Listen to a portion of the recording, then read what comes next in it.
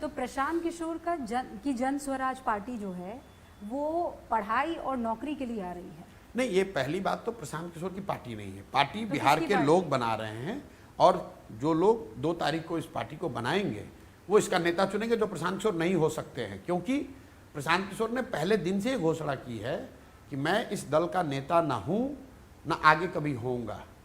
इस दल का नेता वो होगा जिसको ये सारे लोग मिलकर चुनेंगे। नहीं, पर प्रशांत जी ये बात कहने में तो अच्छी लगती है, लेकिन नहीं, ये तो 2 को होगा। नहीं होगा 2 को, ये कहने बयानों के लिए अच्छा, ये तो लेकिन दो इस साल से जनस्वराज- लोग ये कह रहे थे कि अभी तो आप कह रहे हैं लेकिन बनोगे तो आप ही। हाँ। लेकिन 2 तारीख को, अब तो 2 तारीख में कितना दिन रह गया? तो 2 तारीख को नया नेतृत्व चुनकर आ रहा पर है। मैं प्रशांत किशोर से बात कर रही हूँ जी। जो अपना एक एक कदम 10 कदम सोच कर चलता जी। है। यूर अ पॉलिटिकल बिल्कुल सोच के चले। नहीं नहीं, मैं सोच के आया तो हूँ। आप एक बगैर चेहरे की पार्टी की कल्पना आप कर लें, ये मैं मानूंगी। बिल्कुल मैं ये सोच के आया हूँ। मैं तो गांव-गांव में जाकर ये बोल रहा हूँ कि मैं उनमें से नहीं हूँ जो सिर्फ आकर लड़ने के लिए लड़ता है। नहीं तो चेहरा- अगर मैं बता रहा हूँ, अगर मैं बिहार में आया हूँ और अपने जीवन के इतने वर्ष सब कुछ अपना शारीरिक, मानसिक, आर्थिक सब कुछ दांव पर लगाया है, 2.5 साल हो गए। मैं मई 2022 में आया था, बिल्कुल सही। 2.5 बरस हो गए मैं करीब करीब बिहार में ही रहा हूँ।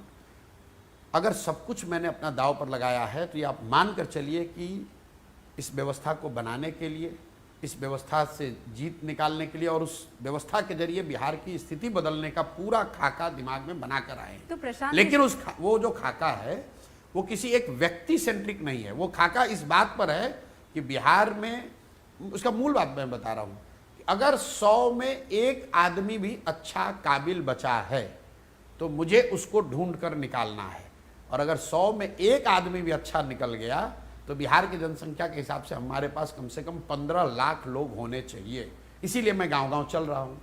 एक बार जब वो लोग आ गए 15 लाख लोग, उनके साथ जनमानस आ गया, फिर ये 15 लाख लोग मिलकर ये तय करेंगे कि कौन उनका नेतृत्व करेगा। जन स्वराज एक लाइन में आजादी से पहले जो महात्मा गांधी की कांग्रेस थी उसको पुनर्जीवित करने का अभियान है। आजादी से पहले कांग्रेस कैसे चलती थी? जिसको भी आजादी की लड़ाई में भागीदारी करनी थी उस समय की कांग्रेस में जाकर वो ज्वाइन कर लेता था। ठीक है। और उसको लगता था कि आजादी की लड़ाई से मैं जुड़ गया। अब हर व्यक्ति अपनी क्षमता के अनुसार कुछ ना कुछ करने लगता था। कोई सुबह में अपने गांव में प्रभात फेरी निकाल रहा है, कोई अखबार निकालने में मदद कर रहा है, कोई रेलवे लाइन जाकर उखाड़ रहा है, कोई धरने पर बैठ गया, कोई जेल भरों में गया, कोई बम फेंक कर आया। जिसकी जो क्षमता और समझ थी उसके अनुसार उसने काम किया, लेकिन वो सब कुछ उसने किया उस व्यवस्था के अंदर जिसका नाम था कांग्रेस। और उस कांग्रेस को कैसे चलाया जाता था? पूरे देश में देश से लोग जुटते थे और कांग्रेस का अधिवेशन होता था। हर साल कांग्रेस के अधिवेशन में लोग बैठकर चुनते थे कि अगले 1-1.5 साल तक के लिए कांग्रेस का नेतृत्व, इस स्वतंत्रता की लड़ाई का नेतृत्व कांग्रेस के माध्यम से कौन करेगा, किन मुद्दों पर लड़ाई लड़ी जाएगी। आपको मैं एक और आंकड़ा दे रहा हूं, आजादी से पहले कांग्रेस के जो प्रेसिडेंट रहे हैं उनका एवरेज टेन्योर 1.4 ईयर्स रहा है। तो आप अंदाजा लगाइए, आज से 100 साल पहले ज़्यादा लोग अनपढ़ थे। सिर्फ मतलब अगर आप लिटरेसी देखिए, कई लोग कहते हैं भी तो अनपढ़ समाज है, जातियों में बटा हुआ कैसे कर पाएगा। तो मेरा उनको ये कहना है कि भाई आज़ादी से पहले तो 20% से कम लोग पढ़े लिखे थे, जाति ज़्यादा थी, धर्म ज़्यादा था, फिर भी लोग बैठकर अपने नेता का चुनाव करते थे। तो आज बिहार में भी करेंगे। लेकिन वो जमाना अलग था, ये जमाना अलग है। उस जमाने में भी आपको पता है कि प्रेसिडेंटशिप के लिए 10 तरीके की बहुत कंट्रोवर्सीज थी कि भाई नेहरू को बनाया गया, पटेल जी को नहीं बनाया गया, कांग्रेस का नेतृत्व सिर्फ प्रेसिडेंट नहीं, पूरी CWC का चुनाव होता था और हर साल होता था। हाँ, वो होता तो उसमें क्या फिर यहाँ भी हो सकता है? तो उसमें बस अब ये सवाल ये है ना कि कोई तो चेहरा नहीं भाई, कोई भी आ सकता है। आप ये बताइए कि कांग्रेस के कितने प्रेसिडेंट के चेहरे को आप जानती हैं? नेहरू तो 2 ही बार रहे होंगे प्रेसिडेंट, बोस 1 बार रहे होंगे, पटेल 1 बार 2 बार रहे होंगे। मतलब इसके अलावा कांग्रेस में 50 लोग उस समय अलग अलग क्षेत्र से लोग, अलग अलग प्रतिभा के लोग चुनकर उसका अध्यक्ष बने। लेकिन उसके बाद वो कांग्रेस बदल गई। हाँ, बदल गई तो, लेकिन हम जो जनसुराज हम लोग कर रहे हैं, हम लोग प्रेरित उससे हैं, उस मॉडल से हैं। उस चीज को फिर से पुनर्जीवित करना है। आपको लगता है वो हो जाएगा?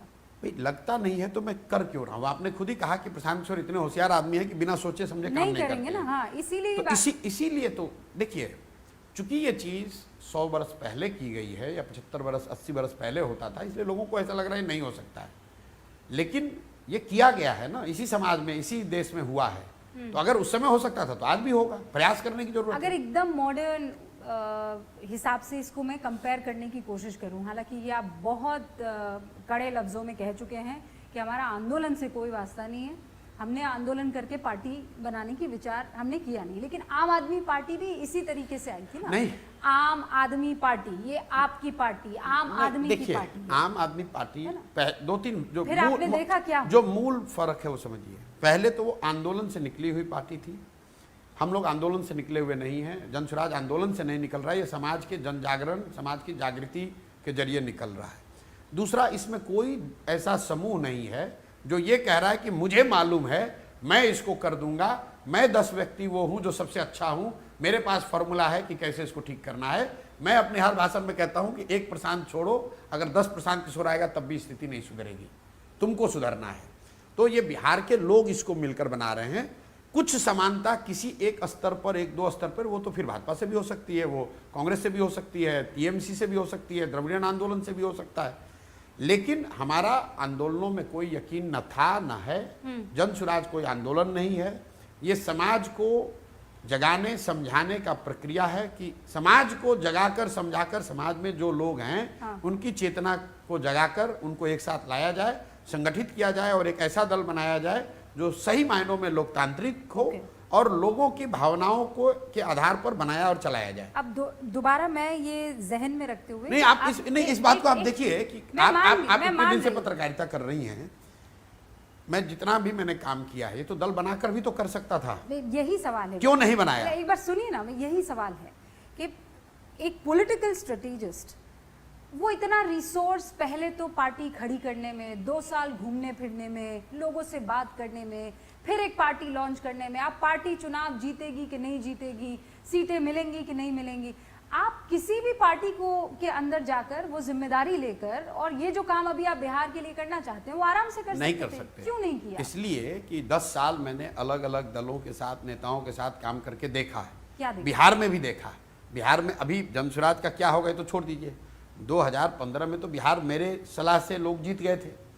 पूरी व्यवस्था बनाने में मेरी भागीदारी थी, कौन मंत्री बनेगा, कौन कार्यक्रम बनेगा, सब मेरी उसमें भागीदारी थी।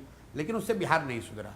तो मेरा जो अपना 20 साल का अनुभव है प्रोफेशनल, वो सारा अनुभव समेट कर मैंने इसकी परिकल्पना की है कि कोई तो रास्ता होगा जिससे बिहार को सुधारा जा सकता है। बिहार जो देश का सबसे गरीब और पिछड़ा राज्य है, वो इतने आसानी से कोई आकर सुधार दे ऐसा बात नहीं है। ये किसी एक व्यक्ति, एक विचारधारा, एक दल के बात की बात नहीं है। हर विचारधारा, हर व्यक्ति, हर दल ने प्रयास कर लिया है। अगर इसको सुधारना है तो कहीं ना कहीं बिहार के समाज को सुधारना होगा। और इसीलिए ये पूरी चीज गांधी की सोच से प्रेरित है। गांधी जी के जो टूल्स हैं, जो उनकी प्रेरणा है, जो उनके बताए हुए रास्ते हैं, उससे उसको आज के तारीख में कॉन्टेक्चुअलाइज करके टू एन एक्सटेंट पॉसिबल उसी के आधार पर इसको बनाने का प्रयास किया जाए।